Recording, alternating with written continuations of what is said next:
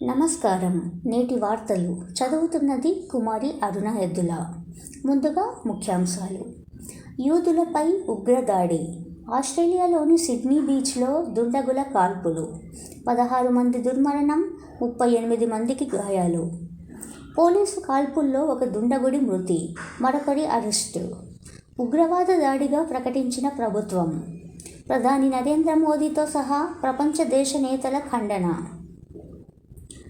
Freehold సమస్య శాఖ భూముల క్రయ విక్రయాలకు చిన్న రైతుల ఇక్కట్లు. సీఎం ఆదేశించిన కొలికిరాని సమస్యలు. కోడి పందానికి రెడీ. సాగర గర్భంలో మీనాలకు కాంక్రీట్ల గూళ్ళు. భాజపా కార్యనిర్వాహక అధ్యక్షుడిగా నవీన్ సిన్హా. 45 ఏళ్ల నేతకు అనూహ్యంగా పెద్ద పదవి.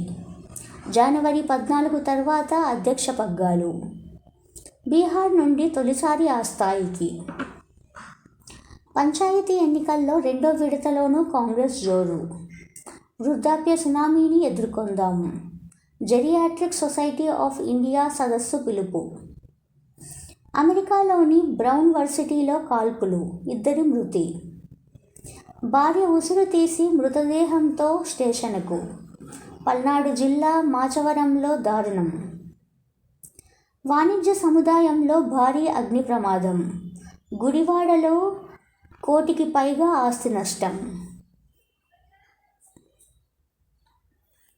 మరింత తగ్గనున్న ఉష్ణోగ్రతలు. అరకులో కనిష్టంగా 4.4 డిగ్రీలు. మోదీ సర్కారును గద్దెదించుతాం.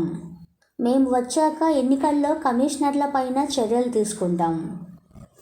ఓట్ చోర్ గద్దీ చోర్డ్. సభలో రాహుల్ గాంధీ. ఒకసారి ఓడిపోతే మోదీ పేరు ఇక కనిపించదు. ఖార్గే. ఇంతటితో వార్తలు సమాప్తం. నేను మీ అరుణ ఎద్దుల.